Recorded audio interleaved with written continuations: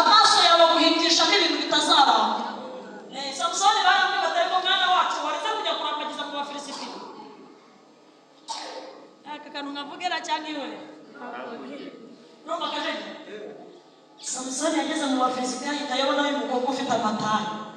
Obata baje wisiga byari hafi y'umukara handi by'ubururu handi by'icyatsi agahita amera nk'umukororombyi. Aravuga tuzi ko ibintu wacu bitabayo. Abakobwa b'Abafilisiti n'abapepe. Abisirayeli n'abafana n'abaturage teganye kurambagiza bazi kwisibutura. Ikigali n'abagera bambara izindi ngoyi hano agahita areba bipusa. Takwita yuko ihano wajya mure ku mutima w'umukobwa urabagirana. Umwe mu gitondo akabishitura hagasigara ibyo bakoremanye. Cyangwa akajya kugura ikibuno mu mujyi. Cyangwa ajya mu kajya agafata amatayi.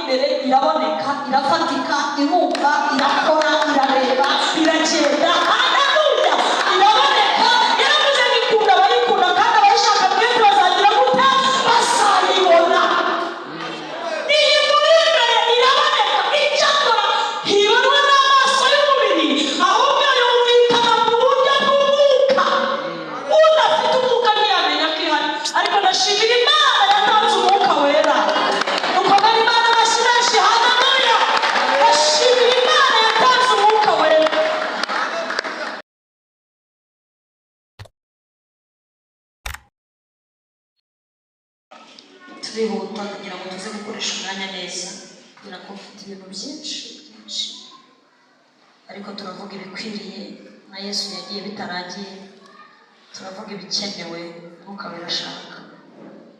11 igitabo cyo kubara umurongo wa 4 haravuze ngo abanyamahanga y'ikivange bari hagati y'Abisiraheli batangira kwifuza, Abisiraheli nabo bongera kurira baravuga bati ninde uzaduha inyama zo kurya twibutse ya mafi twarira mu busa tukiri muri Egiputa n'amadegede n'amapapayi n'ubutunguru bw'ibibabi n'ibibabi by'ubutunguru bw'ibijumba n'udutunguru shumu, ariko none turumye ntacyo dufite, nta kindi tureba kitari Mana. Manu iyo yasaga n'utubuto tw'ibyatsi twitwa gami, ishusho yayo yasaga n'ubushishi buva mu giti cyitwa budora. Abantu bazereraga bakayiteranya bakayisya cyangwa bakayisekura bakayiteka mu nkono bakayihindura udutsima. Kuryoha kwayo kwari nk'udutsima twavuganywe n'amavuta ya elayo. Amen. Murongo wa 23 turavuze ngo Uwiteka abwira Mose ati mbese amaboko y'Uwiteka abaye magufi, none urareba yuko iyo ijambo ryanjye riri gusohorera cyangwa ritagusohorera. Murongo wa 31 turavuze ngo umuyaga uturuka ku Uwiteka uzana inturumbutsi zivuye ku nyanja izigusha aho bababye amahema impande zose, zigeza aho umuntu yagenda urugendo rw'umunsi umwe, ikibuno cyazo kireshya n'intambwe enye z'intoki. abantu barahaguruka biyiriza uwo munsi bazitoragura, bakesha ijoro biyiriza n'undi munsi uwatoraguye nke aba atoraguye homeri 10. Bazandika hose impande zose z'ingando zabo, inyama bakizishinze amenyo, bataramara kuzitapfuna, uburakari bw'Uwiteka burakongezwa, bukongerezwa abantu, abatera mu gihe gikomeye cyane. Aho hantu bahita Kiburotihatamava, kuko ariho bahambye abifuzaga. Abantu barahaguruka i Kiburotihatava bajya i Haseroti, bahamara iminsi. Ubutumwa bwiza bwanditswe Matayo igice cya 13 umurongo wa 21. Turihuta kubera ko mfite byinshi byo kuvuga kugira ngo tuze gukoresha umwanya wacu neza. Matayo 13 umurongo wa 24. Ubutumwa bwiza bwanditswe na Matayo igice cya 13 umurongo wa 24. Nuko abacira undi mugani aravuga ati ubwami bwo mu ijuru bugereranywa n'umuntu wabibye imbuto nziza mu murima we. Nuko abantu basinziriye, umwanzi araza abiba ubukungu mu masaka aragenda. Nuko amaze kumera no kwera, ubukungu narwo ruraboneka. Abagaragu be baraza babaza umutware bati mutware, twabibye imbuto nziza mu murima wawe, none ubukungu rurimo rwavuye he? Ati umwanzi niwe wagize atyo. Abagaragu be baramubaza bati noneho urashaka ko tugenda tukarurandura? Nawe ati oya, ahari nimurandura ubukungu murarurandurana n'amasaka. Mureke bikurane byombi, bigeze igihe cyo gusarurwa. Mwisarura nzabwira abasaruzi nti mubanze muteranye urukungu mu ruhambire imitwaro rutwikwe, maze amasaka muyahunike mu kigega cyanjye. Amen. Rwandiko Pawulo yandikiye Abikorino rwa mbere igice cya 4 umurongo wa 5. Rwandiko Pawulo yandikiye Abikorino rwa mbere igice cya 4 umurongo wa 5. Haravuze ngo ipaje 168 mu Isezerano Rishya.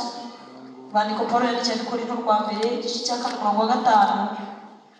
Haravuze ngo nicyo gituma mudakwiriye guca urubanza rw'ikintu cyose igihe cyarwo kitarasohora, kugeza ubwo umwami wacu azaza agatangaza ibyari bihishwe mu mwijima, kandi akagaragaza n'imigambi yo mu mutima. Ubwo ni umuntu wese azahabwa n'Imana ishimwe rimukwiriye. Amen. Mwami ashimwe cyane. Haleluya, haleluya. Aha, mu rusengero dukora ibintu bitanu. Cya mbere turasenga, cya kabiri turaririmba, cya gatatu dutanga amaturo, icya kane twumva ijambo ry'Imana, icya gatanu twemerera impano z'Imana zigakorera muri twe. Muri ibyo nubura na kimwe uraba utaje mu rusengero. Urabura gusenga, ubure no kuririmba, ubure no gutura, ubure no gusoma ijambo ry'Imana no kuryumva, hanyuma ubure no kuba umuhanuzi n'ibindi nk'ibyo. Pawulo yavuze ko Imana yatanze impano, ntihagire umuntu n'umwe ubura mu kantu na kamwe. Munyikirize amen. Utaririmbye yatuye, utatuye yasenze, utasenze yaririmbye. Mu nzu y'Imana harimo akazi kenshi. Twese haleluya. Yesu mwami, haleluya. Aha, muraza kuvugana nanjye mujye munyikiriza. Ijambo tugiye kuganira uyu munsi rifite intego ivuga ngo nyir'umurima azi kubivangura, ntimugire ikibazo. Nyir'umurima azi kugira gute? Nyir'umurima azi kubivangura. Ibintu byose mubona mutazi kuvangura mubirekere nyir'umurima azi kubivangura. Yego se? Mugisha mfite nuko twese hano hafi ya twese turi abahinzi cyangwa se dutuye hafi y'imirimo. Nanjye navukiye mu rugo duhinga, urumva ko ibintu byo guhinga mbisi. Iyo mama yajyaga kurobanura imbuto cyangwa n'umuka bikora, arabanza akareba imbuto nziza, agafata ibishyimbo cyangwa se ibigori bitariwe n'imungu, akabishyira ahantu, akabihungira, akabibika ahantu, akavuga ati iyi mbuto ndayizeye, izera, abana banjye bazarya ku bishyimbo ariko nabitse. Aha niho umunyarwanda yavuze ngo iyo ubonye umushyitsi agurisha iki? Urumva umushyitsi ni umuntu ukomeye ugera ku kigera kurisha ku mbuto wibikiye, uvuga uti kwakenda nihagera nzahita njya kubituritsa cyangwa guturutsa, sibyo? Maze kubyibagirwa njye kubihinga, abana banjye bazarya ibishyimbo byiza cyangwa se nzajya no ku isoko imbuto imeze neza. Na Yesu niko ameze. Haleluya. Munyikirize haleluya. Amen. Itorero umurima we yabibyemo nge nawe turi imbuto nziza yatoranije. Dawidi yaravuze ngo hahirwa umurima itoranye ikagira gute.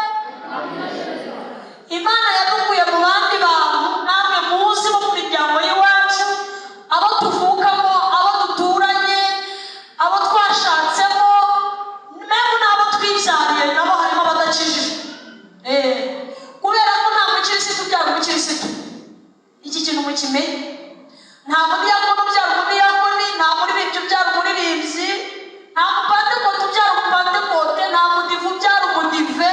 Oya, umuntu abyara umuntu ukamubyara ari umunyabyaha, nyuma yazumva ijambo rya Kristo agahinduka. Niyo mpamvu mu mpano ushobora guha umuntu ushobora kumuha agakiza. Umuntu wamuha umurima ukamuha ihene ukamworoza ukamuha guhaha ihene uzayorore nawe uzabona icyororo, cyangwa ukamuha urukwavu ukamuha inka ukamuha umurima ukamwita nabonye nta kintu ufite akiri umurima uzubaka inzu cyangwa ukora ibindi, ariko nta muntu ukunda agakiza. Haleluya.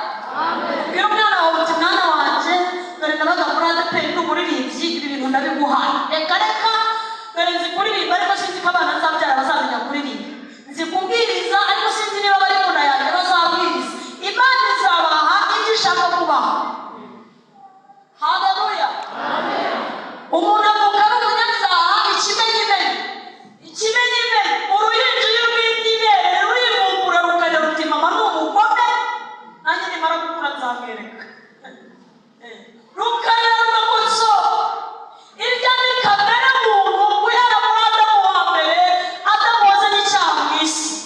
Uko umuntu agenda akura agenda yumva ijambo ry'Imana agahindurwa naryo akizera. Niyo mpamvu muri ADEPR tutabatiza abana, tubaragiza Imana tukabavukira umwuka wera, kandi umwuka wera uyu murimo ni uwanyu. Ariko uko umuntu agenda akura agenda yihitiramo akaba ati ibintu nzabijyamo cyangwa ntabwo nzajyamo. Munkirize amen. Amen. Ko biraza? Aha sawa. Nta muntu ugabira undi agakiza. Imana yonyine yo mu ijuru niyo ikureba ikavuga uyu muntu nimuha agakiza ibi bintu bizamubera. Ukabona umaze ukwezi udasambana, utiba, utaroga, utajya mu bapfumu. Kubera iki? Yagufatishije umugozi ari mu rukundo rwe. Munkirize amen. Amen. Igitangaje rero mu isi hari abantu babiri. Mu isi y'umubiri uyu twabaye twese turi abantu bafite umwuka bahumeka, dufite ingingo zose zuzuye kuko turi abantu. Ariko mu isi y'umwuka Imana ikagiramo abandi bantu. Abo ntibaba bakitwa abantu b'Imana, ahubwo bitwa abana b'Imana. Yesu mwana w'Imana. Aba ntibaba bakitwa abana ba runaka ngo tumenye ngo runaka n'uwo mu basigaba mu basindi n'abacyaba n'uwo muri ubu bwoko. Oya, ahubwo mu gisekuru cy'abantu babyarwa n'Imana tuba twitwa abana b'Imana. Ubu mureba hano nta musigaba uhari, muri iterero nta musindi urimo, muri iterero nta mucyaba uhari, nta musinga cyangwa n'ibindi. Abantu bicaye hano bose ni abana b'Imana. Kubera iki? Babyawe n'Imana. Yesu mwana w'Imana. Hano harimo umusinga urimo ngo azamure ikiganza de. Hari umucyaba biba. Hano harimo imuka. Uzi ko ntawe uhari muri bo. Abantu bose ureba ni abana b'Imana. Babyawe n'imbuto itabura ariyo jambo ry'Imana. Twese amen. Rero guhera kuri Adamu kugeza uyu munsi abantu bahanganye n'imbaraga ikomeye yitwa imbaraga y'icyaha. Iyi mbaraga y'icyaha rero niyo Yesu yaje kwambara ubukana no kuvanamo ubusharire, kuko nta muntu ubyishoboza adafite Yesu. Ntushobora kuba hafi y'akabari ngo bwire utanyweye kamuca cyangwa byeri cyangwa icyuma udafite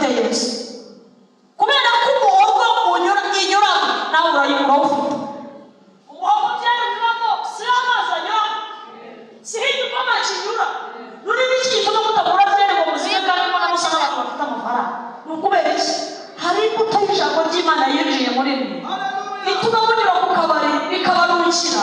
Pawulo yaravuze ngo iby'isi bibona nk'ibibambwe ngo kandi nabyo bikabona nk'uwabambwe kuri byo. Ni ukubera imbuto yitwa imbuto y'agakiza. Rero nibyo nshaka ko tuganira, babwire bamwe mu babiretse barapfa kandi bapfira aho batagombaga gupfira. Niryo jambo Imana yampaye ngo mbazanire. Kubireka warabimenye ukuri ni ikibazo ufitanye n'Imana. Twese amen. Mubiraza uyu munsi si ku cyumweru turaganira. Ninza ari ku cyumweru nzifata neza mbabwira ibyo Mwuka ari kuvuga, ariko kuko turi mu mibyizi turisanzura. Niyo mpamvu ndi kubabaza birimo biraza. Munyikirize amen. Bene Aburahamu ni umugabo uzwi cyane, abarokore baramuzi. Iyo usomye mu Itangiriro igice cya 12 uhereye ku murongo wa mbere, ni umugabo wumvise Imana ariko ayumva yayishakaga. Aburahamu yumvise Imana ariko yarayikeneye. Kubera iyo mpamvu yarayikeneye, yabaga ahantu Imana iri ariko itumvikana. Kubera ko Imana ibera hose icyarimwe, muri Uriya Bakaludaya Imana yari ihari ariko nta matwi yo kuyumva ahari. Haleluya. Amen. Aburahamu yabaga mu gihugu kirimo Imana z'ibigirwamana, ari nako kazi bakora, izitanga urubyaro, izitanga imvura, izitanga amafaranga, izituma abantu bahirwa, izituma abakobwa bashaka batagumirwa, izituma abahungu bashakisha bakabona amafaranga. Niyo yacuruzaga. Abakobwa bose babuze abagabo bazaga kureba Aburahamu bati duhereze Imana. Gende gishyire mu rugo, ejo bazabwire sheri nakupenda sana, I love you. Ngo n'abakobwa babuze iki? Abagabo. Abahungu babuze amafaranga bose. Aburahamu yari afite Imana ihagarariye amafaranga, akabwira abahungu n'abagabo ati mwese ndabizi ko mukunda amafaranga, ku isoko hari ikigirwamana cy'igiti gitanga iki? Naho hantu Aburahamu yabaga. Imana itanga imvura. Ibihugu byabuze imvura byazaga kureba Aburahamu na Setera ngo babahe ibigirwamana bazabirane umuzuzi wabo bajye babira byandi bahesha imvura. Ariko Imana Rurema, Imana Uwiteka, Imana Yehova yabaga muri icyo kirere ariko batayizi. Umunsi umwe Aburahamu, munyikirize amen. Aburahamu agira umwete wo gushaka Imana. Iminsi yari iganje uwitwa Nowa, Imana yamubwiye ngo basibuke binjire mu mujyi kuko isi igiye kugwamo imvura nyinshi, Imana ikabikuza abantu buzure. Rero ngo kwizera kwatumye Aburahamu nani Nowa yumvira Imana, amenya ko ari Imana ivuze, yubakira Imana inguge, abantu binjiramo umunani barakira. Aburahamu arabangiye Imana yavuganye na sogokuru wacu witwa Nowa. Imana iteye ite? Ko ishobora kuba idasa n'imwe muri ibi biti biri hano. Iyi Mana iteye ite? Iyi Mana ivuga ite? Iyavuze ngo imvura izagwa ikagwa, ubu ntifite ukuntu ivuga nubwo ntarayumva. Ngagira umwete wo gushaka Imana. Munyikirize amen. Hano abantu bagira impano yo gusinzira. Uriza mugenzi wawe ngo impano yo gusinzira urayigira. Nuko hari abo bari ngo itariye kwaka. Ndabona itariye kwaka pe. Mu ndebe babwira amakuru. Haleluya. Yesu we haleluya. Amen.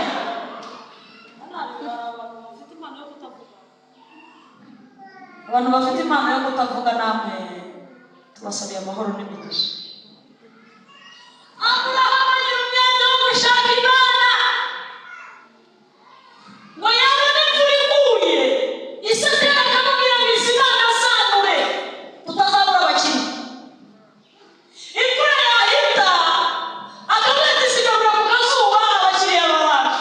Izi Imana zimeze nk'inyanya, zikaba zimeze nka dodo, ubundi izi ni Imana. Ngagira umutima wo gushaka Imana. Munyikirize amen. Umutima wo kumenya Imana nk'uko mwaje kuyishaka. Iyi Mana muri imbere iraboneka, irafatika, irumva, irakora, irareba, iragenda. Haleluya. Iraboneka, yaravuze ngo ikunda abayikunda kandi abayishaka mwese bazagira gute? Bazayibona.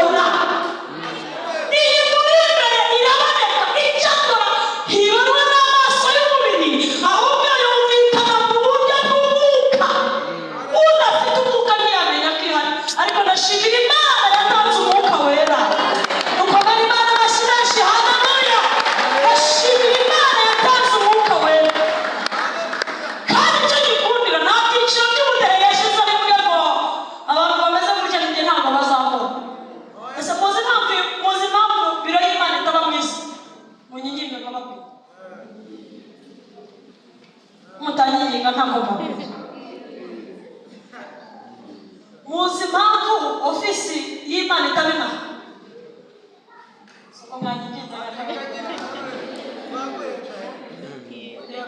impamvu biro y'Imana itabina tagira ngo Imana imeze nka gitifu w'isibo cyangwa gitifu harya ba gitifu w'isibo niko babita nabo cyangwa w'akagari cyangwa umudugudu impamvu ofisi y'Imana itayizanye inaha icyambere yagira ngo ntihazagire umuntu ujya kuyituregaho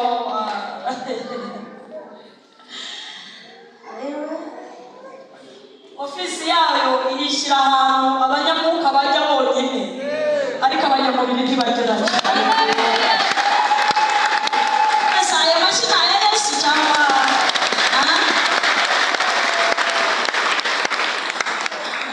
yayishyize ahantu abanyamubiri batagera kuko n'Imana idakunda na simwe n'Imana idakunda amatiku niyo mpamvu biro yayo itaba muri Kigali abantu bari kujya batanga amatike bakajya kuyituregaho bakajya kuduteranya nayo iravuga utumva sinzarebwa n'abanyamubiri nzarebwa n'abanyamwuka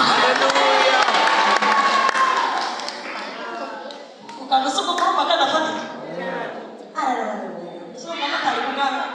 mutari kunyiginga nk'akababwira niyo mpamvu Imana itagira ofisi mu isi ahubwo ofisi yayo mureke mubwira ahantu munkirize amen narivuze ngo ndashima Imana itabashyizeho ibyiciro by'ubudehe byo kujya kuyireba ivuga itaba mu cyiciro cya mbere cy'ubudehe nibo bazajya baza gusa baparitse veruti baranje ruva nibo bonyine nyine iravuga ngo naba abakene b'abahanya b'abanyamwuka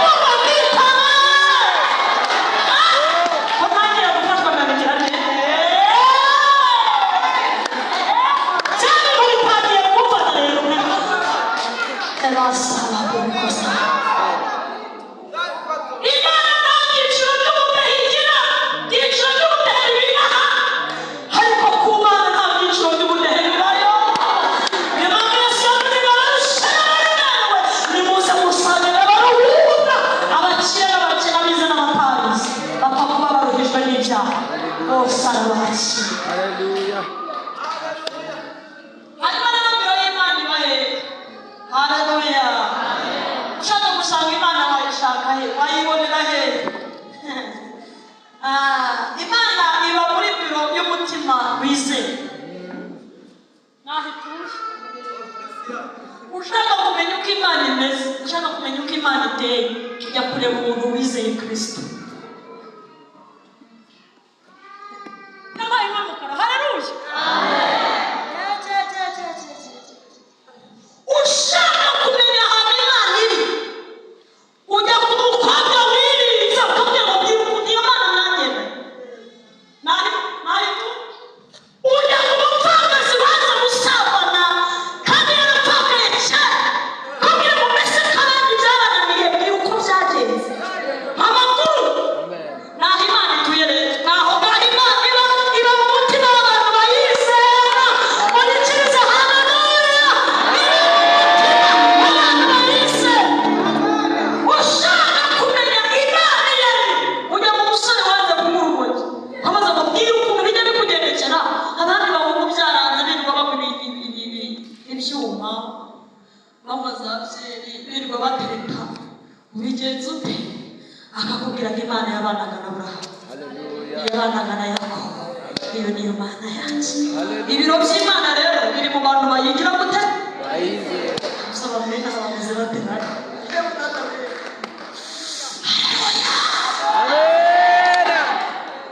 Imana iba muri puza abantu bayizera naho ituye nawe niba kubaza ni kuki wuzuye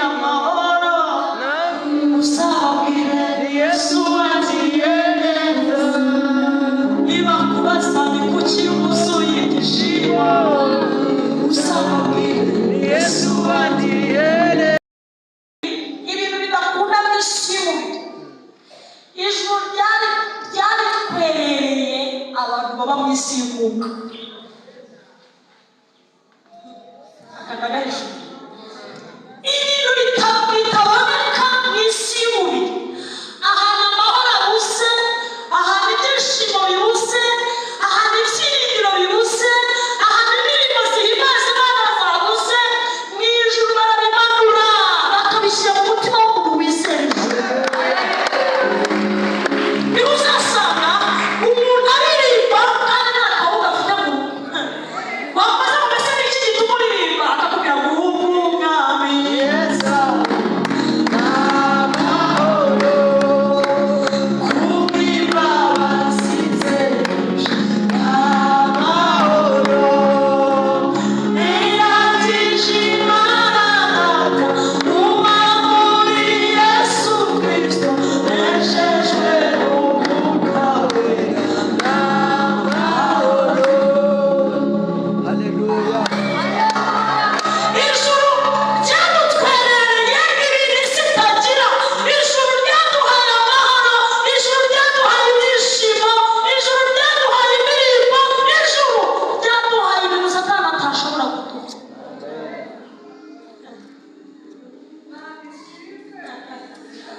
niba uzashaka umupfakazi aririmba ukamubaza ngo ni ibihe byiringiro ufite byo kuririmba nta mugabo ugira uguhahira, akakubwira ngo mfite ibyanditswe byera. Amen. Imana yabahaye impano Amen. ntabwo ni umurengezi w'abapfakazi. Hallelujah.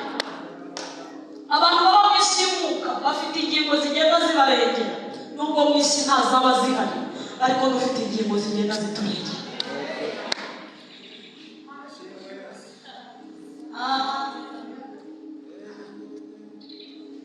Haleluya. Haleluya. Hallelujah. Ibyo bituma tuba mu isi tukamenya ko turi abashyitsi n'abimukira, tugahinga ibishyimbo n'ibigori nk'abandi, tugacuruza nk'abandi, ariko twagaruka mu mwuka tukiruka ko inaha tutazahatinda. Ntabwo tuzahatinda. Ibi bitoki ntabwo muzabigumana inshuti zanjye, ntabwo muzatinda inaha. Ikimenyetso tate nuko iminkanyari yatangiye kuza. Kera wari umeze nkanjye ufite agapo keza, kwitera amavuta akagufata, none reba ibintu umubiri utangiye kugushushanyamo. Ntabwo tuzatinda inaha, ariko aho turimo tujya tuzatinda. Hallelujah.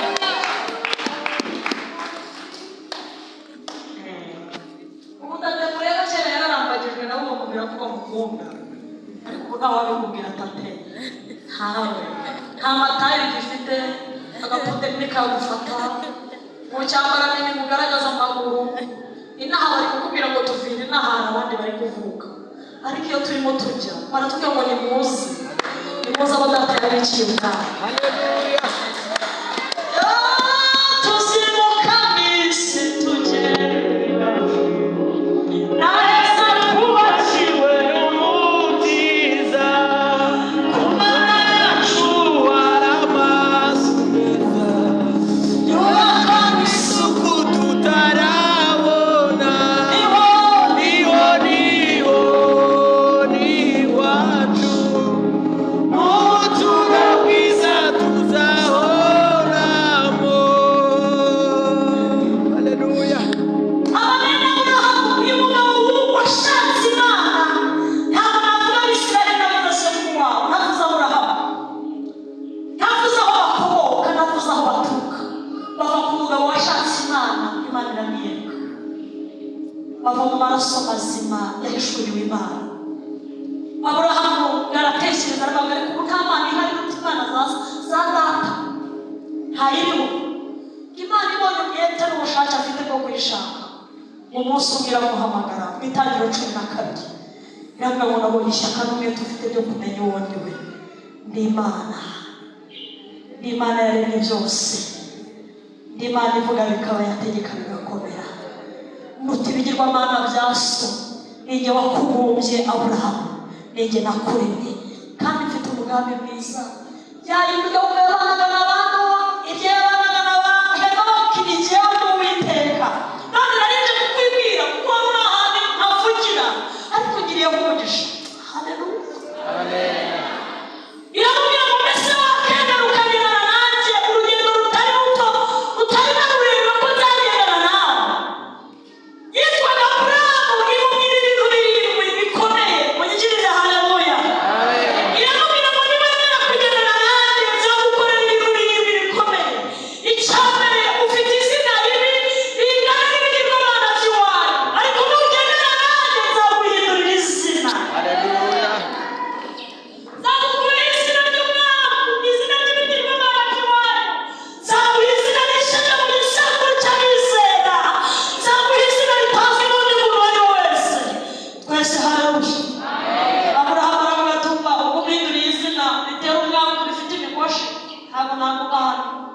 ajya kubwira umugore witwa Gasarayi arambwira ati sheri numvise y'abana nayumvise. Sara twayumvise ute? Nayumvise imeze iteze ati nayumvise ntabwo nakubwira uko imeze. Erega iyo umuntu yahuye na Yesu ntajya ashobora kumusobanura, kandi inyama y'ururimi ntishobora kumuvuga ukwayo, ariko nitubonana nawe tuzamuvuga ukwayo. Muyikirize amen. Usuma kumusobanurira gute? Uretse wewe wenyine wamubuza ko akakubwira ngo ndyoha muki. Yose Yesu ntaryoha nk'amata, ntaryoha nk'ubuki, ntaryoha nk'ifiriti, ntaryoha nk'akanyama k'inkoko, ntaryoha nk'agasarade. Ibyo byose mvuga nibyo namaze kurya, wabona hari ibindi hasi biryoha kurusha ibyo nariye, ariko nta birimo biryoha nka Yesu. Yesu ntaryoha nk'ugukingira umwana, Yesu ntaryoha nk'umugabo, Yesu ntaryoha nk'umugore, Yesu ntaryoha nk'amafaranga. Gusa kuko wavuganya n'iki? Aryoshye ukwe, ateye neza. Bamukomera amashyi gakumva.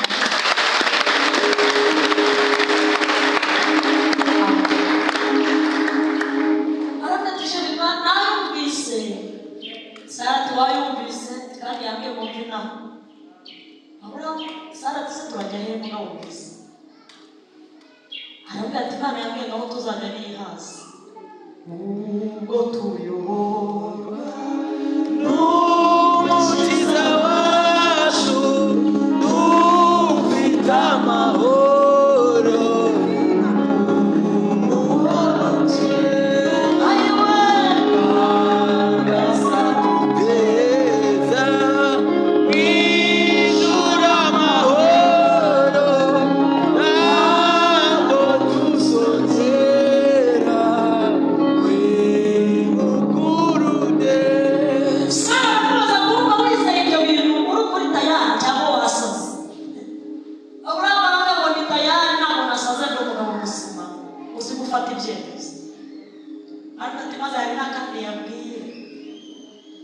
Yambwiye ngo turishike n'akana tugira kandi zaduha akana. Sara takana urama takana nishije. Sara tubaje n'ibyakana tugenda. Abona ukuntu abantu bene abansuzuguye bavuga ngo sinjya. Tugenda uwo mugabo wavuganye nawe naguha akana akiki zarabaye umugore. Haleluya. Aburahamu afite 25 atangiye gusaza ntizaje. Abantu bari hano bafite 25 bazakukira kagere 25 cyangwa kurenza kuzamuka. Abantu bari bafite 25 yego muri Sara yagana amanura mu cyecu. Namubonye tate uriya ntashobora kubyara ndetse Imana ibimukoreye kuko Sara yabimukoreye. Byararangiye. Ariko kuko Imana ireba ikareba no mu ndazigumba.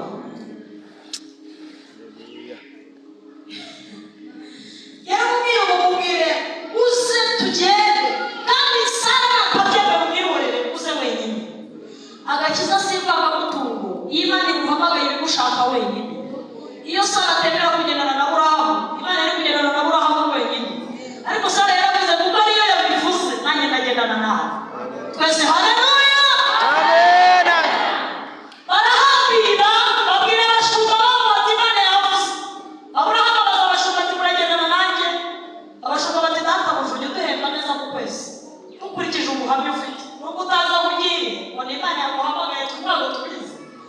Ariko dukurikije ubuhamya bwiza ufite ntuzareka kuduhemba, turajyana nawe.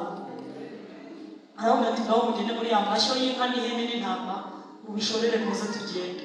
Ngajya gusezera Seteri ntabwo ati papa Imana yavuganye nanjye. Aravuze ati se mwana wanjye yavuganye nawe mu kiyabwe izamumugisha izandindura n'izina. Imana sizamuhindura izina ryaguhaye ririmo. Aravuga ati reka reka yambwira izina wari inyise uriyitirira ibigirwamana ucuruza. None bimwe mu bintu yambwiye bigiye kumpindurira izina. Kabiri urabizi ko nta kuzukuru ugira kwavuka. Yambwiye akuzukuru izaba akana urebe umwana nzabyara. Kera aravuga ati Imana izaguha kuzukuru nanjye turajyana. Ajya gusezera se wabo witwaga Loti. Ariko data wacu numvise Imana ivugana nanjye. Yambwiye ngo nigende nzamugisha izahindura izina ryanjye. None nabije kukubwira bayi ngende n'umugore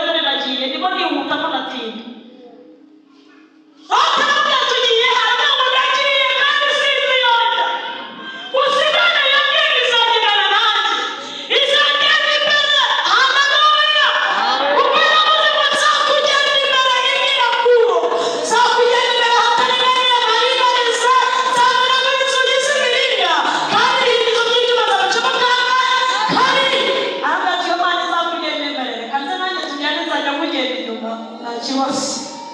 Loti nawe arahagurutse n'umuryango we. Bibiliya ngo Aburahamu arizera agenda ameze nk'utazi yaje, ariko afite ibyiringiro by'ibyo yavuganye nawe ari Imana itabeshya.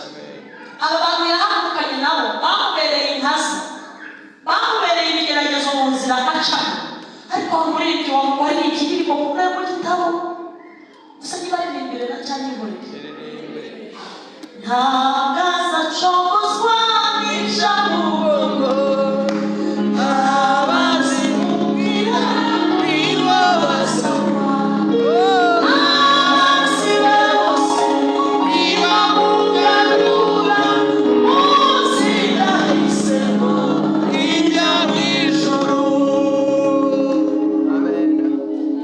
Satani arabwira ibintu by'Imana yawe ntabwo twabivamo.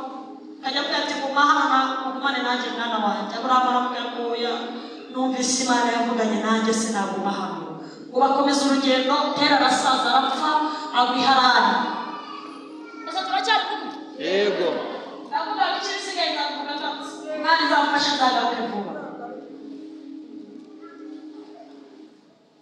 Tera arapfa baramuhamba mu butayu bw'i Harani birarangira. Iyo umuntu yahagurutse atumvise ijwi byanze bikunze ntashobora kujya aho Imana ishaka akagera. Bisaba ngo wumve ijwi kugira ngo ugere aho Imana ishaka kugira ngo ugera. Tera arapfa. Aburahamu asigaranye nande na Loti. Uyu Loti yamubereye ikigeragezo gikomeye mu kugeza ubwo bashwanye, abashumba babo barashwana. Kubera ko Aburahamu yari yarumvise Imana, kandi umuntu wumvise Imana ntaruhanye ntagira gute? Ntagira gute? Ntaruhanya. Umuntu wumvise Imana agahura na Yesu ntaruhanye. Bariya baturushya ntibumvise ijwi. Iyo umushyize ku murongo wa kabiri aravuga ati umva mikorofone naraziguze. Yamaye kugira ngo wende baziguze. Dirije aravuze ngo ujya ku murongo wa kabiri agahita yifata aryamo agakombe k'abana. Izi mikorofone mwaziguze bwenyine. Ariko iyo wumvise Imana niyo bagushyira ku murongo wa 10 urabagahana aho Yesu arahambere. Haleluya. Nta kibazo ugira na mikorofone, urabona ubwo abantu ngo bariyemera ngo basigaye ngo bagira mikorofone n'abantu babahanga ngo barirata ngo nta n'ibyo nzasubiramo none amafaranga yanjye nzongera kubaha. Yamaye ngo uzabire kureba ko Yesu adakomeza kuyatanga. Iyo wumvise Imana nturuhanye. Mwinjize amen. Amen. Ese muri gufasha tore? Twese haleluya. Amen. Aburahamu aramubwira ati umva navuye iwacu numvise ijwi nubwo naje kugusezera ukamukurikira, hanyuma reka tugabane. Nujya iburasirazuba najyana iburengerazuba, nujya mu majyaruguru najya mu majyepfo. Hitamo aho ushaka. Areba ahantu hari ikibaya kinetse nko mu mirima irimo ibigori byenda kwera cyangwa ibishyimbo, nyine ubona ari ahantu heza. Aravuga ati ngahitamo hariya. Aburahamu atuhisemo neza, ariko ihisemo ibitazaramba. Ngajya i Sodomu n'i Gomora, igihugu cyari ku rutonde rw'abantu Imana ishaka kugira gusa yangirije ko nabakunze. Amen. Ajya mu gihugu Imana yashyize ku rutonde rwo kugira gute kurimbura. Iyo utumvise ijwi amaso yawe aguhitishamo ibintu bitazaramba.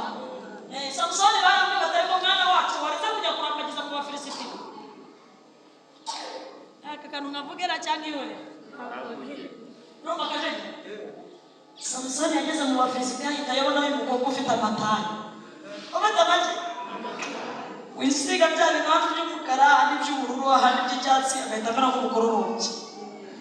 Aravuga tuzi ko ibi bintu iwacu bitabayo. Abakobwa b'Abafilisitiya n'Abapepe, Abisirayeli n'Abafana n'abaturage teganye kurambagiza bazi kwisibutura.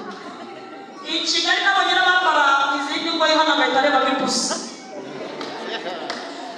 Nakubita y'ingoyi hano bajya mureba umutima w'umukobwa urabagirana. Umwe mu gitondo akabishitura hagasigara ibyo bakoremanye. Cyangwa akajya kugura ikibuno mu mujyi. Ntabwo ajya umuntu ukajya agafite amatayi. Ni muri ibihumbi 10 mu mujyi bizigirwa bimanitse kuri manekeza. Ariko yambika manekeza abura kurambika. Imana yambika cyangwa bigahumeka umusabwa kwambika amaboko. Biriya bintu byirwa byambaye amapasi, byirwa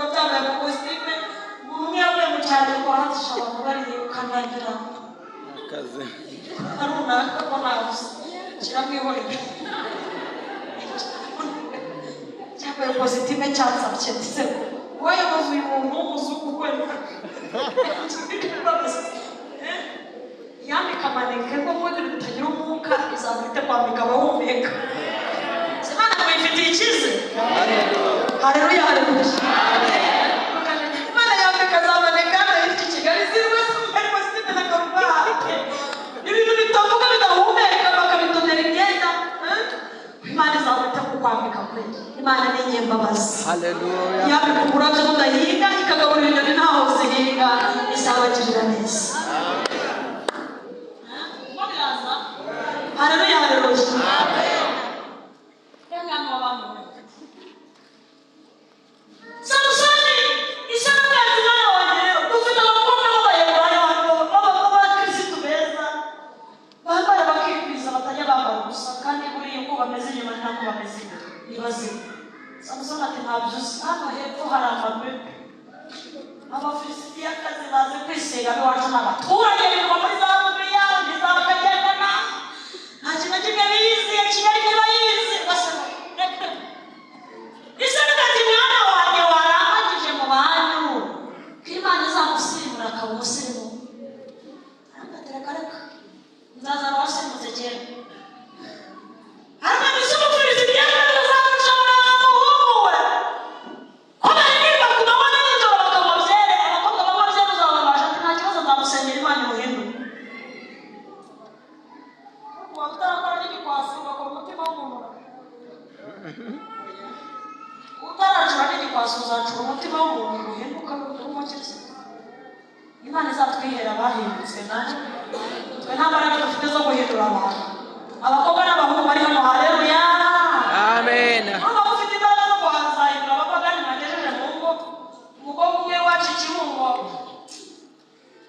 Imana ishimwe yanzanye hano haleluya haleluya amen nagiye mu mwenda byarangiye bitarangira nzagaruka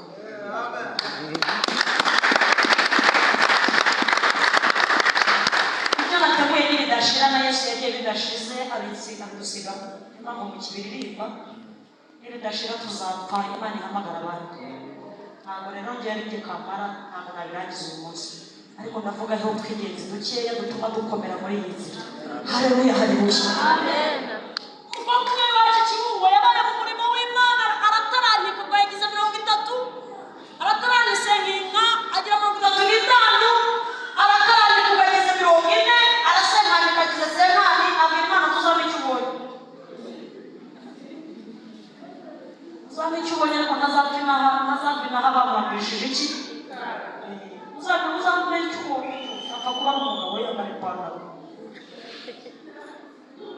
Imana iti usabye icyo ubonye nzakiguha icyo mbonye abahaje umuntu wahoze ari ubwoba aho hirya y'ubuye mu mujyi n'iki yinjiye mu rusengero abeshya abantu ko akijijwe aba bamujyanye muri Yorodani abatizwa ibindi bice byose ariko iki igice kirimo n'inzoga kirasiga umukecuru umwe yarabatijwe arangije nako n'umuntu umwe yarabatijwe abakecuru batagira ikibazo umuntu umwe yarabatijwe amaze kubatizwa ntiyabatizwa inyama rero bavuga bazanira amazi atisemene data wowe uri kuvuga uvuga cyangwa tumva pasi cyagiye ubatizwa nabatizwa ahandi ariko inyamira se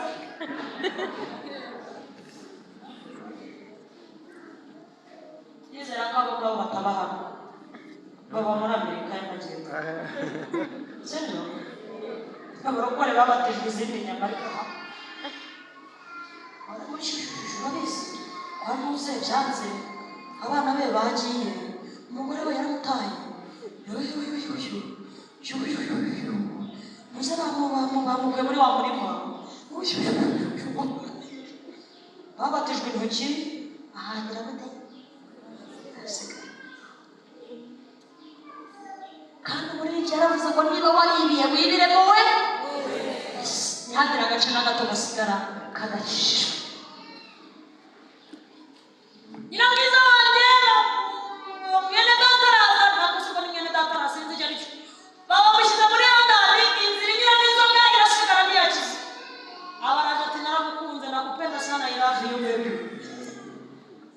mukecuru cyangwa 50 ngo ni bebe I love you baby abwira pastor ati umukobwa wanjye naramukunze ubukwe buraba bw'abantu bose amugejeje mu rugo asangamo cyese yabye munsi y'igitanda ati burya niwe nashakaga numvaga nawe kuba njyenyine ati ngaho nzanira ririya cupa upfungure irya mbere ni wowe urimo irya kabiri ni njyewe umukobwa ati mu izina rya Yesu ngajya kumva ijwi rimubwira ngo umva ntutokeshe wansabye icyo mbonye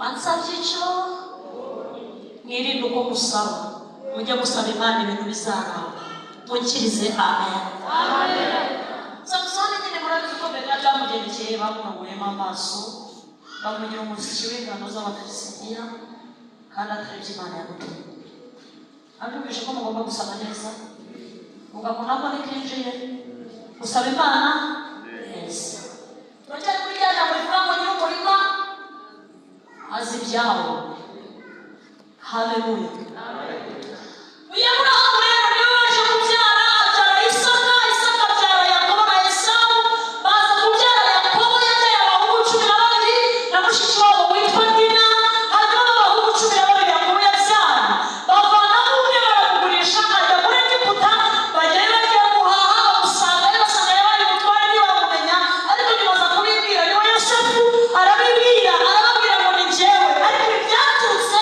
mu gusinzira kwa Aburahamu Imana yamubwira ngo wasinziriye ubyara uzagukomokaho uko inkongoro zakujyana igitambo wasinziriye abazagukomokaho kuko n'Imana itabeshya isezerano ryo kubyara rirakomeje ariko bazamara imyaka 400 mu kindi gihugu bakorera umwami utabazi ariko nzabagarura muri iki gihugu aho uryamye nzahabagarura bongere banizere bamenye ko ndi Imana ikomeye twese haleluya ijambo dusomye rero imyaka 430 yari yararangiye Imana ihagurutsa Mose iramubwira ngo numvise kuniha ubutaka bw'ubwoko bwanjye abana banjye batacishwa n'imirimo y'amaboko baniha bafunika none kuniha kwabo n'amarira byabo byageze mu matwi yababwira uravuga ngo bakoresha babwire ngo igihe cyageze ubwoko bwanjye buratashye bene Aburahamu baratashye abana banjye baratashye bibutse isezerano nagiranye na sekuru wabo witwa Aburahamu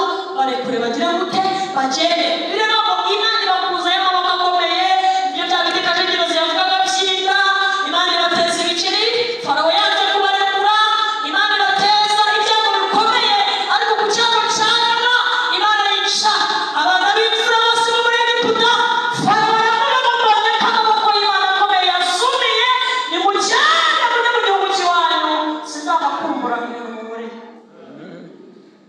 iyo Mana yanyu sinzayikumbura namwe sinzabakumbura twese haleluya amen hashize iminsi 10 yonyine kugira ngo niramyinshi baravuga ati abantu nabakumbuye ndabakurikira n'amagare n'amafarashi ariko yabashishije muri Egiputa ikabarinda indani zabarya ibarinda ibiceri bijyanye mu masafuriya yabo ibarinda ibyago bikomeye 10 ibakiza n'amaboko ya Farawo ibakiza amagare ya Farawo yarabakurikiye mu ijoro rimwe urugendo bari bagenze iminsi 10 Farawo yahagenze amasaha 12 reka mbabwire ibi kwiruka inyuma by'ihuta no kurusha ariko Yesu waguhamagaye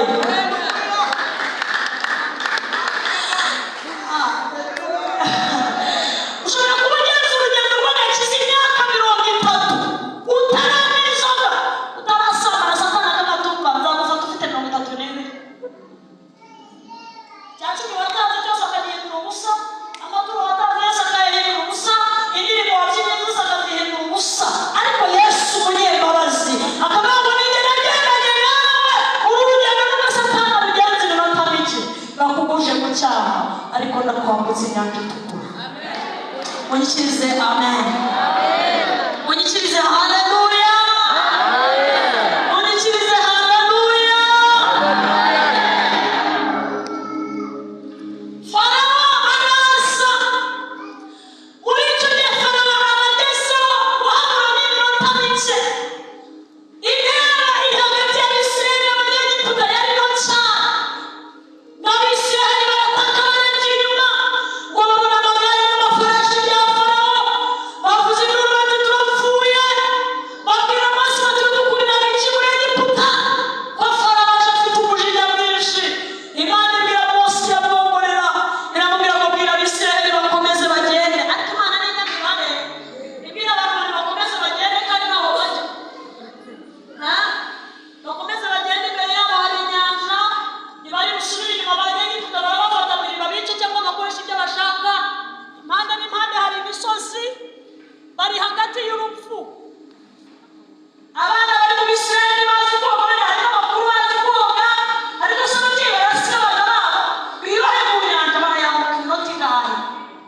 amagare atarabageraho ngo nuko muri icyo gicuku Imana ijya mu magare ikuramo inziga z'abanyegiputa, ijya mu magare ikuramo inziga ishyiramo sipidi gavana bya bintu bituma ibintu bitirukanka. Sisiteme ya sipidi gavana niho yatangiriye, ifata amagare ikuramo amarembo. Nabo ni mugende gakeya, abona hamagaye ntawe bakurikirana, abona avuzeho ntawe bakurikirana, ntawe bagenda inyuma ngo bashobore, ntawe bagenda inyuma ngo bashikire. Hari amaboko akomeye abaramira, hari imbaraga zikomeye zibaciriza. Tera cyane haleluya. Witegereje abanyegiputa maze urabatungura, urabitegereza bacikamo igikuba, urongera urabahindukira ukura inziga mu magare yabo. Wareteraga Abisirayeli wabakuye mu maboko ya Farawo, wabambukije inyanja itukura, kuko uhereye kera uri Imana itaneshwa. Turakwemera, turakwemera, turakwemera, turakwemera, Turakwemera.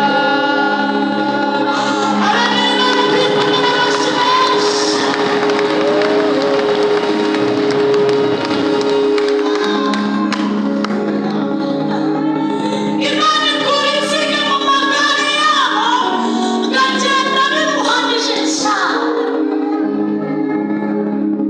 Uzi ikintu irimo irakora? Yabwiye Mose ngo ufite iki? Arayibwira ngo mfite ya nkoni yonyine yongerana. Iyo wakoresheje igahinduka inzoka ndeba n'amaso yanjye. Yayindi yabize inzoka z'abanyegiputa zose. Reka mbabwire ikintu gikomeye cyane muri iyi nkoni. Munyikirize amen. Munyikirize haleluya.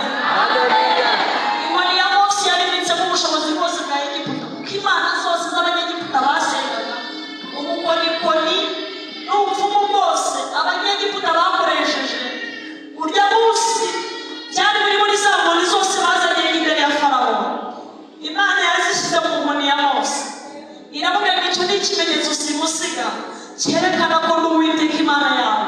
Iyi nkoni ntuzayijugunye, ni urwibutso rw'imirimo yanjye, kandi abanyegiputa mugendanye imbaraga zabo zose. Amen. Ibyo biringiraga byose biri muri iyo nkoni. Nta mbaraga zizabahangara, nta bushobozi buzabahangara. Muyikirize haleluya. Yesu ni inkoni yanjye,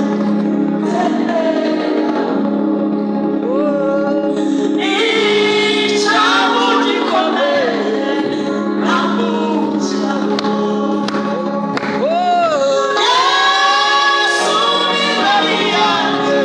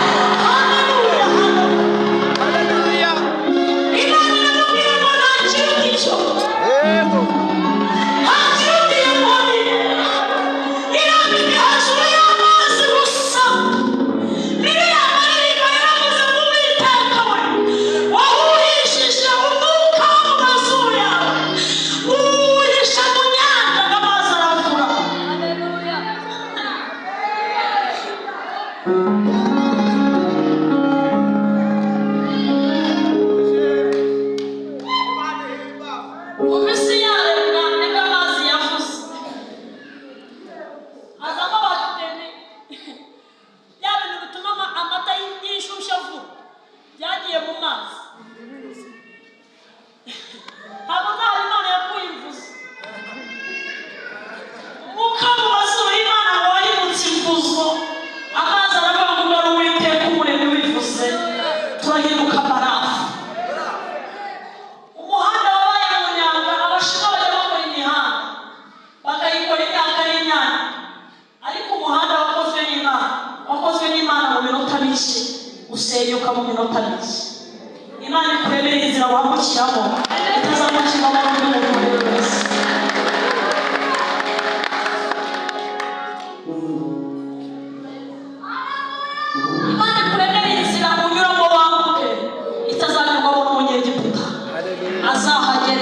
asange wabutse.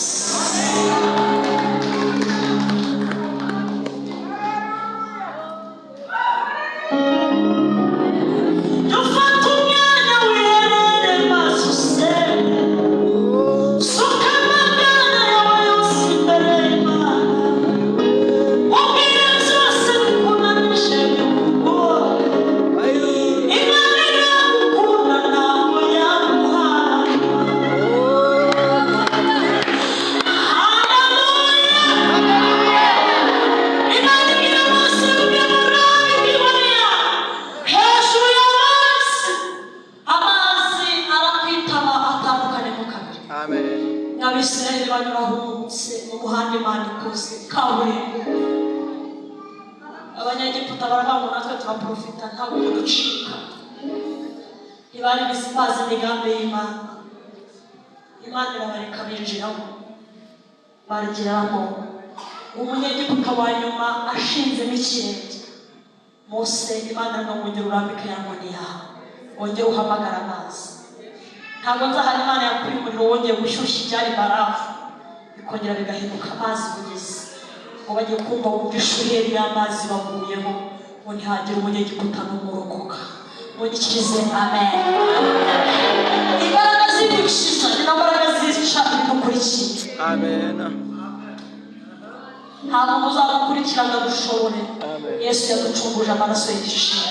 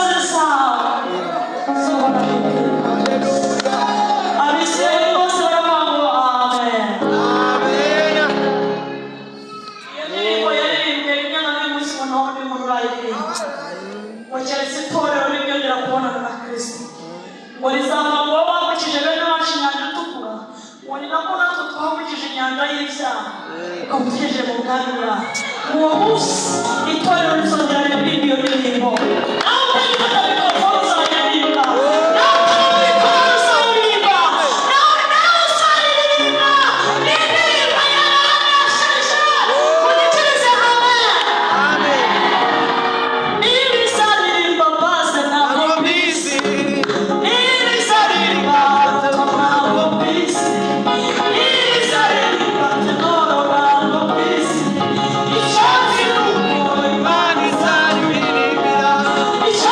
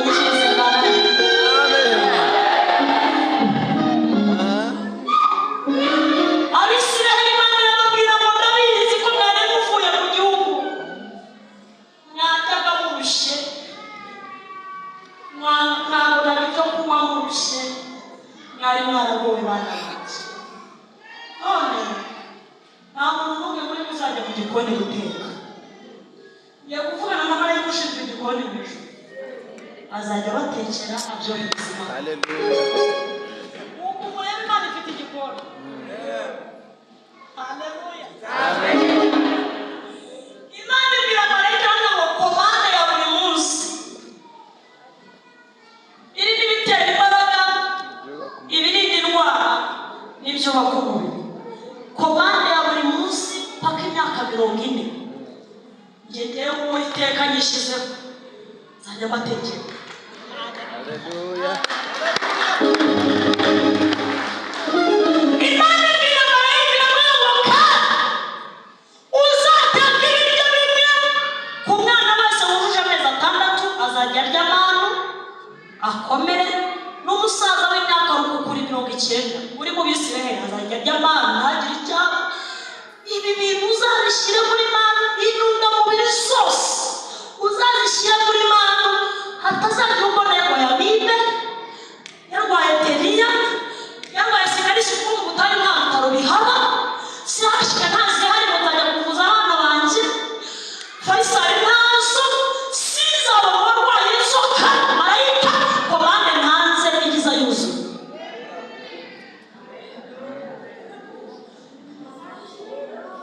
Iramuyoboka ibi bityo uzashyiramo akantu k'agasukari karyohereye, aba bantu bazagira imbaraga. Nanjye nzabakoresha siporo zo kugenda n'amaguru imyaka 40. Nahiteje ko nabakunze. Amen. Imana ari gukoresha Abisiraheli ba siporo imyaka 40 bagenda nta n'igitogoto, habe n'igare, habe na moto, habe imyaka 40. Reba imyaka mfite, iyo mfite nayo mbabwira, ariko reba imyaka mfite nyimaze ngenda. Fata imyaka ufite, niba ufite 60 kuri 70, uko 70 bari gutuma zigira gute ugenda n'amaguru nta modoka. Yafite nzabakoresha siporo bamare mu miteto yose, ariko ngende mbereke ineza yanjye. Mugikirize amen. Ye gusoza yemewe ya minota irashize. Oya. Mbega uko ni iminota y'Imana nuko mwabaye Imana, iminota y'Imana iriruka. Haleluya. Amen. Bibiliya ngo bagera mu butayu, Imana irabatekera ibaha ibiryo byitwa Manu. sene twasamye Bibiliya. Ibaha ibiryo byitwa Manu. birimo intungamubiri zose, bararya bagubwa neza. Abagabo ntibari bagihaha, babwiraga abana mu gitondo tumye gutoragura hariya ibyo Imana yatanze, ngo bagashyira mu masekuru, bagasekura bagakuramo umutsima nta bindi. Urumva Imana itari yarabohereje ngo ku bukeye ikivange. Muri bwo ijambo twasomye rivuga ngo urukungu rumera. Amasaka. Abisiraheli bava muri Egiputa bazanye n'ubundi bwabo butari ubuva mu nda ya Aburahamu, ngo batangira gusubira inyuma, batangira gukumbura ibitunguru. Umugabo w'Umwisiraheli akajya aganira n'Umunyegiputa, tuzi ko nkumbuye tungurusumu, ariko abantu mukora mu gikoni, mukuba mu gikoni, buriya mu nyama dushyiramo tungurusu 5 cyangwa 4. Uretse warya ibiro bingahe ugahabwa tungurusumu? Abantu muteka haleluya. Ejo Imana ndi guhanganya muzashyiramo tungurusumu biraryoha. Rero abantu b'abagabo ngo barishaye babwira Mose bati tukumbuye kurya tungurusumu. Buriya bari kurya ibiro bingahe? Mudukumbuye ibitunguru, muzi na kimwe igihe cye n'ibyo amasara y'imagegere.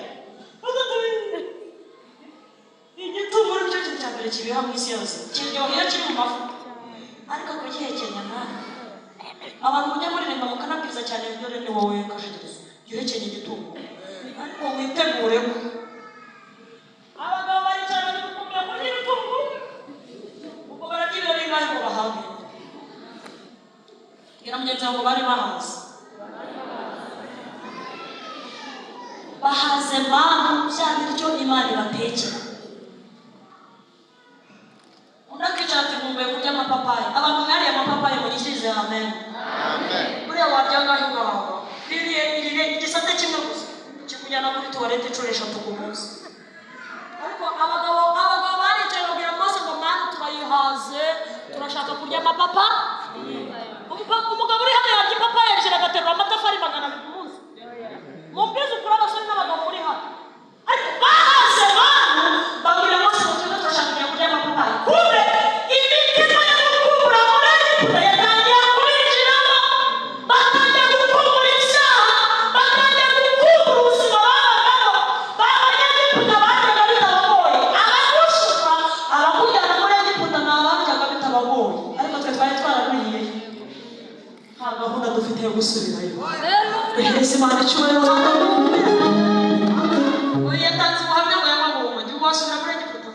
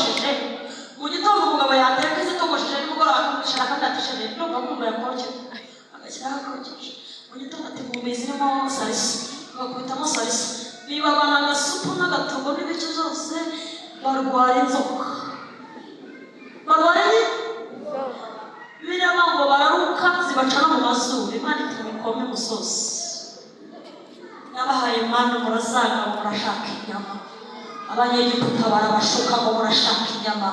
Nari narabahaye Mana n'ibintu byose. Muri mwe harwayiri yakaruka bati ntawe. Muri mwe harwayiri yakarwara inzoka bati ntawe. Mukome musosi sasa.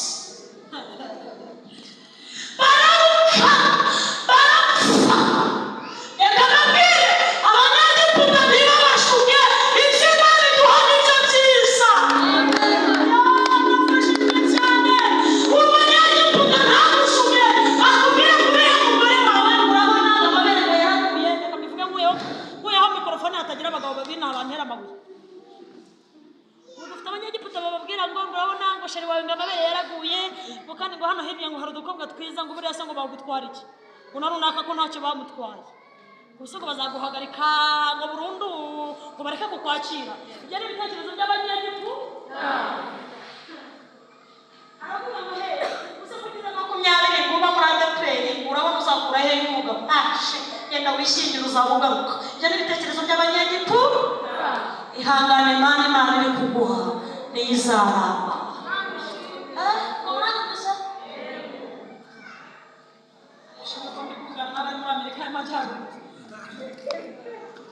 Umunyagiputa arakuganiriza akavuga tumva munsi y'umurima wawe bahashyizemo ibintu ngwino tugende kwereka aho tujya kubikuriraho. Akabura kujyana mu munyagiputa mwene wabo, kandi Imana yagutungishaga yarimo byose. Akaba kujyanye mu bapfumu, kandi icyo nkundira abapfumu nako icyo mbangira agukiza 5 akagusigamo 20. Nyamuzahora umukene, agukiza 5 akagusigamo 30. Agukiza ibibazo 2 akagusigamo 10. Izahora umutima wawe uregetse umukeneye, umushyira inkoko itagira ibara, umushyira intebe itagira ibara rimwe, mbese nuko wateye. Ariko turashimira Yesu amushimba. Haleluya.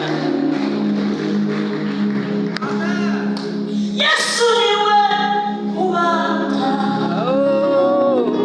Yesu niwe Ubaruta. Yesu niwe Ubaruta. turashimira Yesu uzaba yahagukanye nabo, azabakiza, azabarengera, azabakiza imbaraga z'ikivuge, azatugiza imbaraga z'ubukungu. Yesu nyir'umurima, Yesu nyir'umurima azi kubivangura. Mukize amen. Umunyagiputa aramubwira ati kugira ngo utazagufata wayitwise kandi ukiri umukobwa shyiramo akana k'5. Akaboko ke n'andi bahaba muri Amerika y'Amajyepfo. Gahita ukikutamo k'5 kandi bati wahamba nati. Wahamba nati we siyakobwa. Umugore urimo wahamba nati akana k'ingahe? Aba muri Amerika y'Amajyepfo.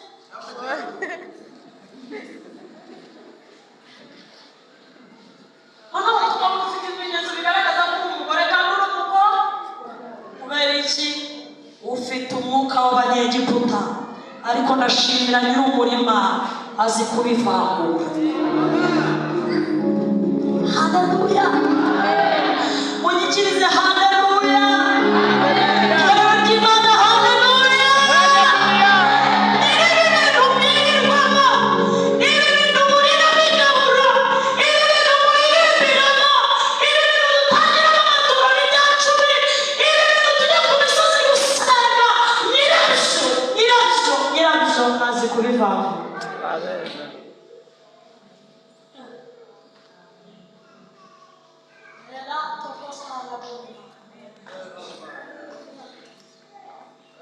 Sukuza murasha kugira ngo zikuririmba cyane ngo maze imyaka myinshi muri ADPR, murabona ngo ngewe ngo oya azi kuvangura urukungu n'iki N'amasaka. asakarabisi kugira ngo amaturo menshi mutahagaze azatuma udakora icyo agomba gukora.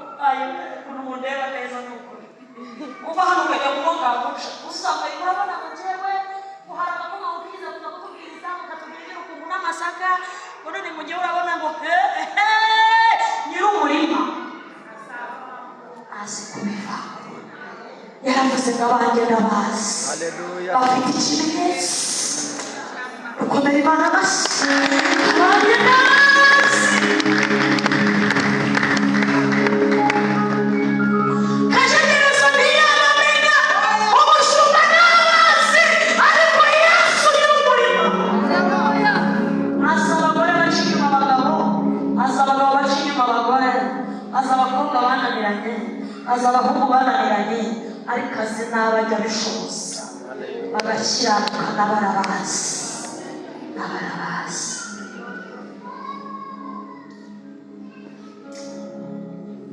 Baje urasohoje ibisigaye nzabivugaga gusa. Ari kubabwira ibintu 3 bituma abantu basubira inyuma bagakumbura muri Egiputa, ariko iminota yarashiranye kandi ashaka ko dusenga.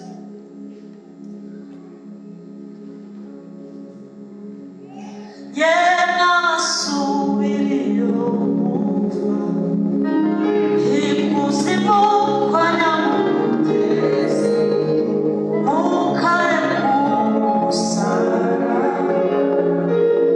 omuneshe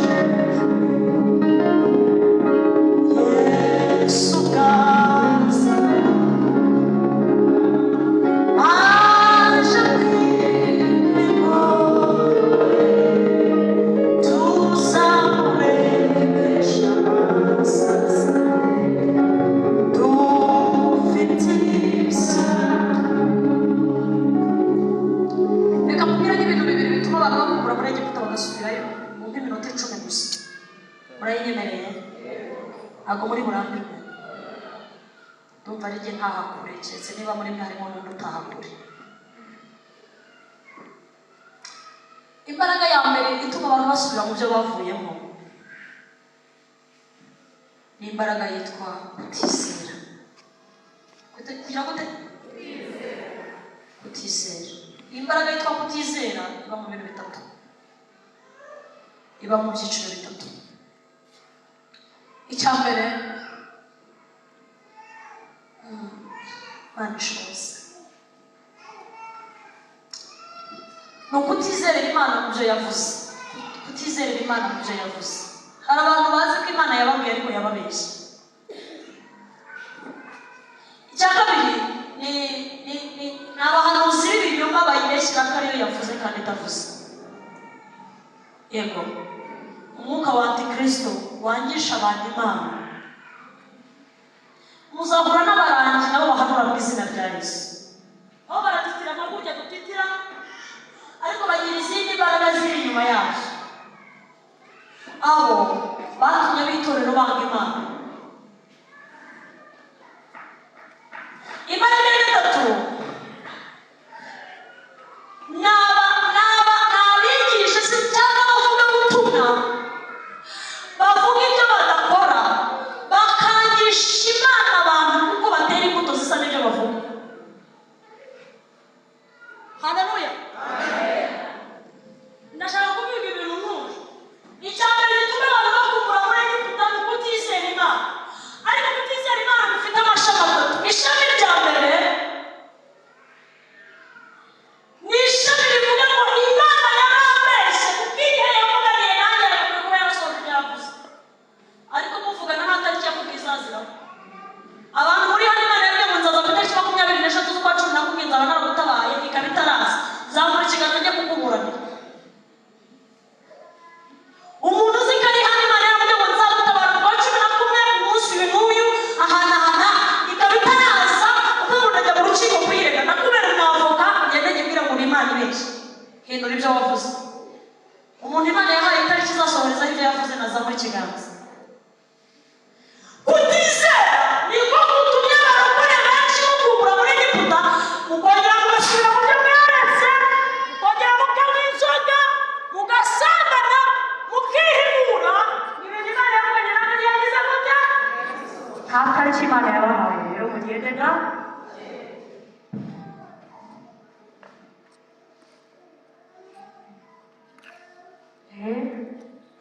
nta tariki Imana yashyizeho.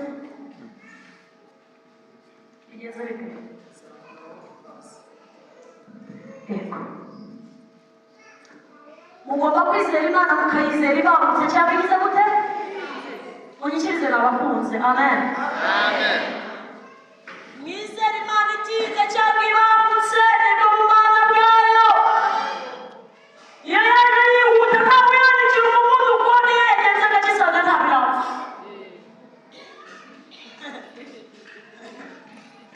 Reka nsubiremo gaga. Iyo Imana yagiye yihuta ntabwo yandikira umuvuduko. Kandi yegeze gake. Ntabwo imaze gukongeza gake isanga ntabirangirika. Igihe cyose izazira izaza isangukiriwe niba ariyo mwavuganye. Munyikirize amen. Icya kabiri gitumye abantu bakumbura muri Egiputa ni abahanuzi b'ibinyoma bavuze ibintu Imana itazakora ikanatekereza. Reka mbabwize ukuri, ntabwo abakobwa bose bazashaka abagabo, hari abo Imana izavuga ari abakobwa. Muti kwa Jina Yesu uzuze turabeshya, kandi ikigore cyose gifite icyacyo byanditse. Yesu yaravuze ngo hariho bamwe babaye inkone kubw'ubutumwa bwiza, bemera guhana ibyaha byose, yitangagaho urugero. Niyo mpamvu yavuye n'ahadaterese. Kandi ari umuntu ijana ku niwe garafurere b'abasore bose bazajya mu ijuru badashatse abagore, kandi ari imanzi n'abikonye kubw'ubutumwa bwiza. Ntabwo abahungu bose bazashaka abagore, hari abo Yesu azaza agasanga baririnze barategereje gucungurwa. Munyikirize amen. Kabura kumvise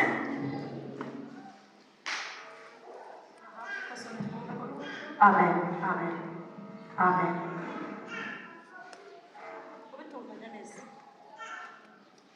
Abakobwa bose ntibazashaka abagabo bafite mukuru wabo witwa umukobwa wa Yafuta. Munyikiriza haleluya. Amen.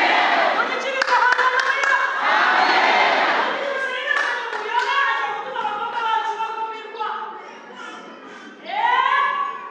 Kandi turi kubasengera ngo Imana ibahe iki?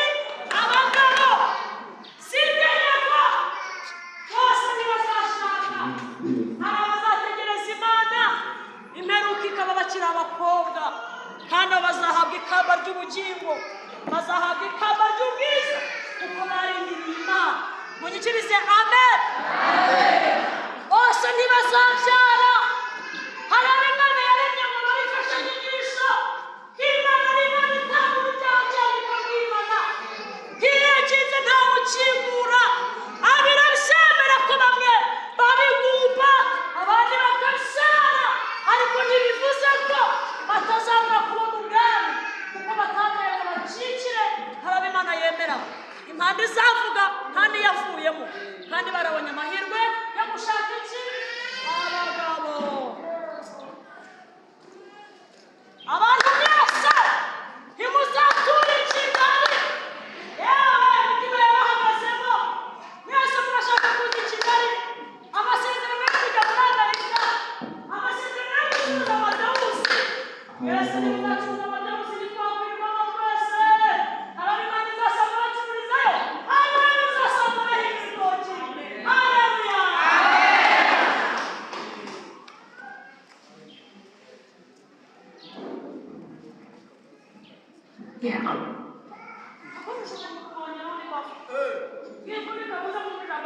Ndasoje. Haleluya, haleluya. Munyikirize haleluya. Munyikirize haleluya.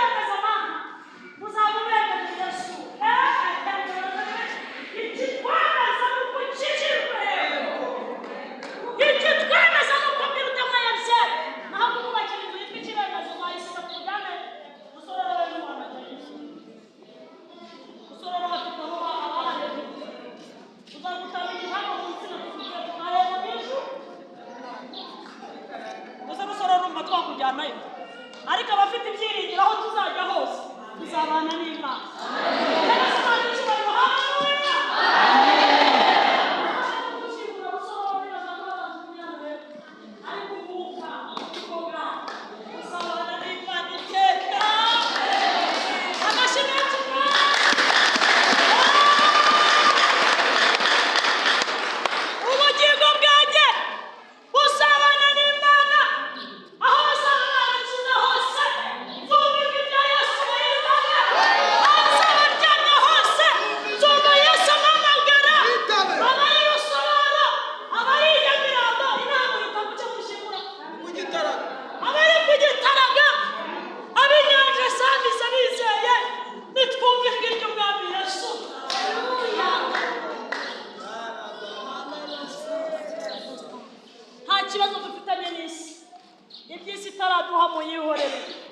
Tuzabibonera mu bwami kwa Yesu.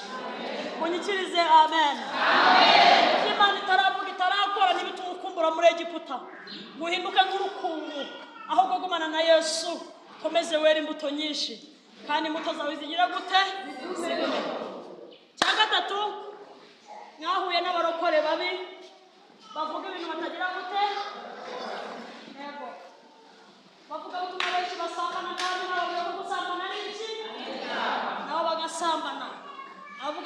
benshi banywa inzoga bavuga ko kunywa inzoga ari icyaha n'umugoroba mugahurira mu kaba yego bavuga ngo tugona runaka zinywa nanjye nzazinywa ntacyo yamutwaye nanjye ntakizagira gute oya ntimusubire muri Egiputa ibyo Imana yangaga kera none uyu munsi irabyanga niyo bavuga ubutumwa bose bashira niyo abahanuzi bose byabananira naho abahanuzi bose bagwa wowe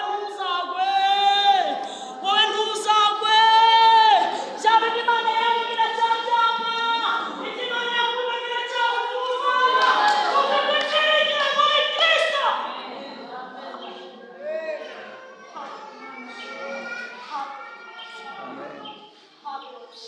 Amen. Reka mbabaze aka kantu ngaruka winjirize amen. Amen. Ukuri uyu munsi ndafashijwe pe umunsi ndafashijwe n'ukuri pe haleluya haleluya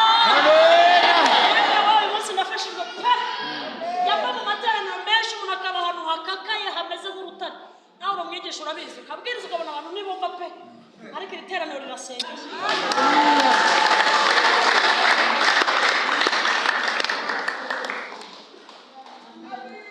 None reka mbabaze torero munyikirize amen.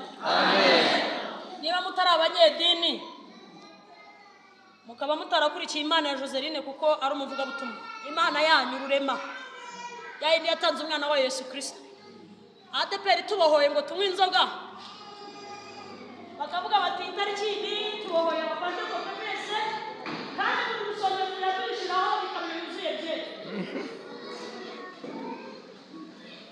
mugahita mumera nk'abanyagatulika ntabwo mani ibyiringiro byanyu yego cyangwa mwazima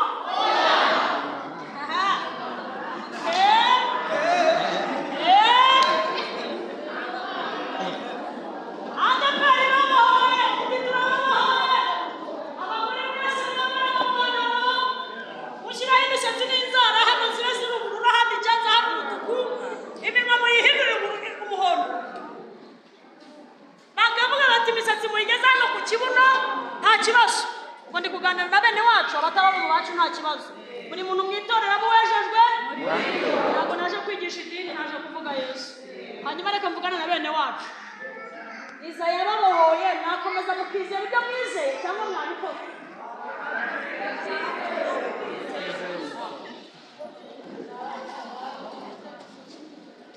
Hata nimukumbura muri Egiputa munyikirize haleluya mukumbura muri Egiputa babyeyi niba hamanyira niyo kwizerwa